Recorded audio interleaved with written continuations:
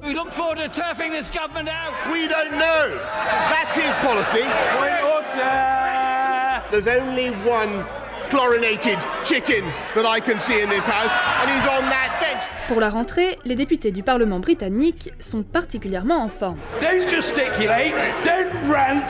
Be a good boy, young man.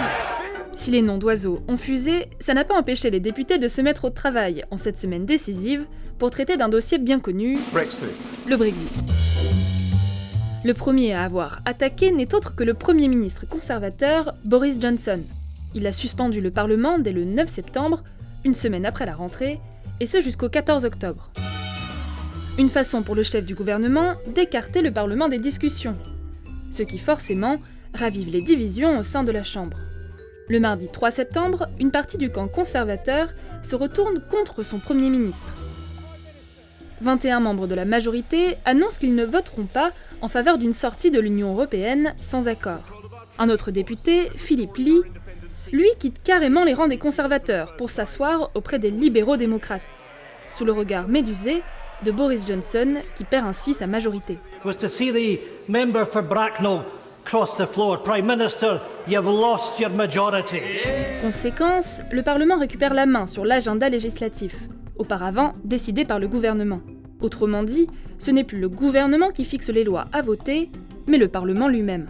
This is a government with no mandate, no morals, and as of today, no majority. Le mercredi 4 septembre, les députés continuent leur contre-attaque. Face à un Boris Johnson diminué de sa majorité, la Chambre des communes vote une loi qui le contraint à aller réclamer auprès de l'Union européenne un report de la date du Brexit au 31 janvier 2020. Not a good start, Boris. Alors que lui promettait une sortie de l'UE coûte que coûte le 31 octobre. Le jeudi 5 septembre, c'est une nouvelle déception particulièrement sévère pour le Premier ministre. Son frère pro-européen, Joe Johnson, démissionne du gouvernement.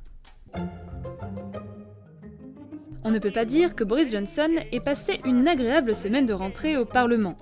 You should be in Brussels negotiating. Son seul espoir désormais, pour ne pas perdre la face, organiser des élections législatives anticipées. Une solution immédiatement rejetée par le Parlement. If he won't let us get out, don't you think he should have an election?